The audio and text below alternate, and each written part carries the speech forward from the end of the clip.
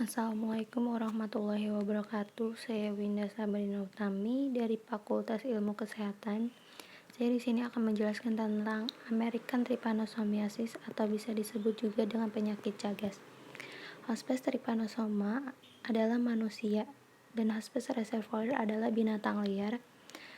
American Trypanosomiasis atau disebut juga penyakit Chagas adalah infeksi kronis yang disebabkan oleh parasit Trypanosoma cruzi. Penyakit ini ditularkan melalui transmisi vektor vertikal antara ibu dan janin atau melalui kontak dengan kotoran atau urin yang terkontaminasi dari buk reduvid atau buk triatomine. Cara penularannya, vektor penghisap darah yang terinfeksi misalnya spesies Reduvidae atau kutu berhidung mancung atau bisa disebut juga dengan kissing bugs, terutama berbagai spesies dari genera Teratoma, Rhodnius, Pastrogillus pada kotorannya ditemukan Trypanosoma. Kutu ini biasanya membuang kotorannya pada saat mereka menghisap darah manusia atau mamalia lain, sehingga terinfeksi karena kotoran segar dari serangga yang terinfeksi tersebut. Penularannya dapat juga terjadi melalui transfusi darah. Masa inkubasi dari parasit ini biasanya berkisar antara 5-14 hari setelah digigit. Morfologinya yaitu morfologi Trypanosoma dalam darah tampak sebagai flagellata yang pipih, panjang, kira-kira panjangnya 15-20 mikron, berujung runcing di bagian posterior, mempunyai flagel yang kurang dari sepertiga panjang tubuhnya, mempunyai sitoplasma dengan granula inti di tengah yang berwarna tua serta terdapat kinotoplas.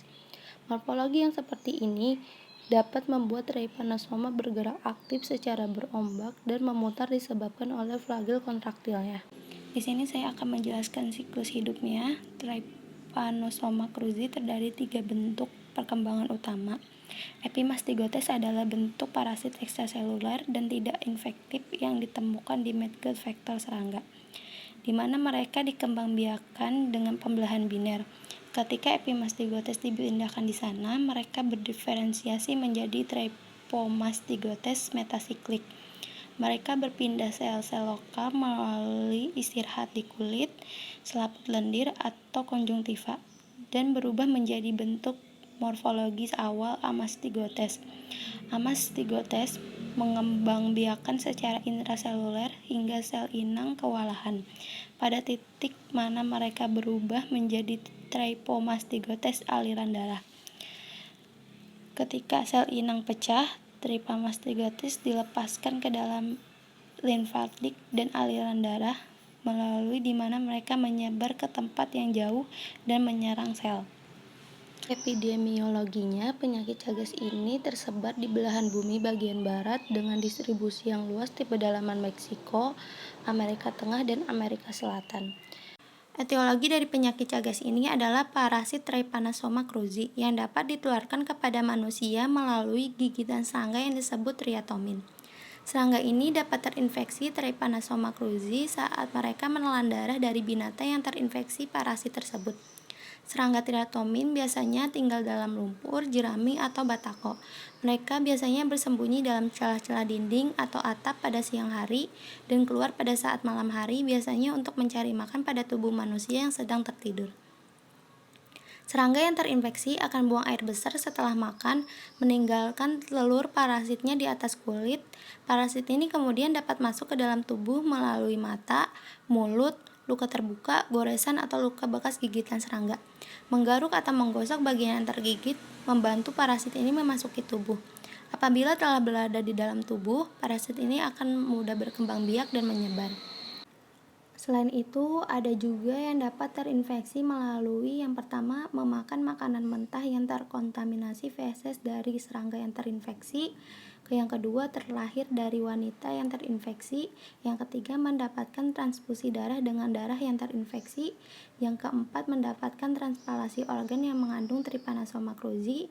Yang kelima, bekerja di laboratorium yang kebetulan terkena exposure parasit tersebut. Yang keenam, menghabiskan waktu di hutan dengan binatang liar yang terinfeksi. Yang ketujuh, berada di sekitar hewan peliharaan yang terinfeksi. Untuk gejala klinisnya yaitu terbagi dua, ada akut dan kronis. Untuk akut biasanya ditandai dengan demam ringan yang berlangsung lama kelelahan, nyeri tubuh, sakit kepala, ruam, kehilangan nafsu makan, diare, dan muntah-muntah. Selama tahap akut ini, biasanya pasien sering mengalami hipoglikemik. Tanda yang paling dikenal dari penyakit Chagas ini adalah pembengkakan pada kelopak matanya. Gejala-gejala tidak umum lainnya yang timbul adalah pembesaran hati, limpa, dan kelenjar getah bening. Untuk kronis sendiri bisa menyebabkan gagal jantung, pembesaran esofagus atau kerongkongan, dan pembesaran usus besar. Untuk diagnosa laboratoriumnya, kita bisa melakukan pemeriksaan indirect immunofluorescence antibody assay atau IFA. Yang kedua, kita bisa melakukan pemeriksaan PCR yang biasa digunakan untuk diagnosis selama tahap akut. Yang ketiga, kita bisa melakukan pemeriksaan enzyme linked immunosorbent assay. Yang keempat, kita bisa melakukan tes radioimmunopresipitasi atau tes sablut. Yang terakhir, kita bisa melakukan X-ray abdomen untuk mengevaluasi struktur lambung dan usus. Pengobatan dan pencegahannya, untuk pengobatan kita bisa meminum obat antiparasit yaitu obat benznidazole atau nifurtimox.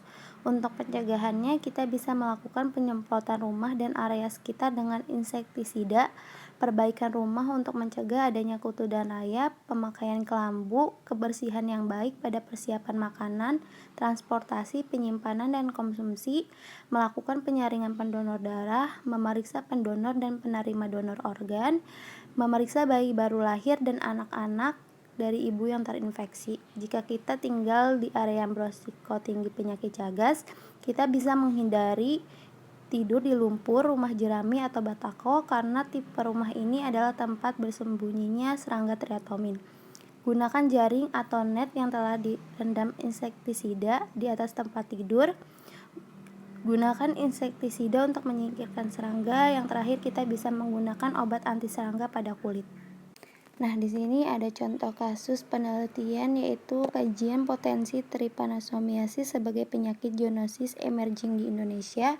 Kesimpulannya di sini parasit trypanosoma sebagai salah satu agen penyakit berpotensi menimbulkan infeksi emerging yang menular ke manusia di Indonesia karena Indonesia memiliki kondisi lingkungan yang nyaman bagi perkembangan parasit ini dan didukung oleh populasi penduduk yang sangat tinggi.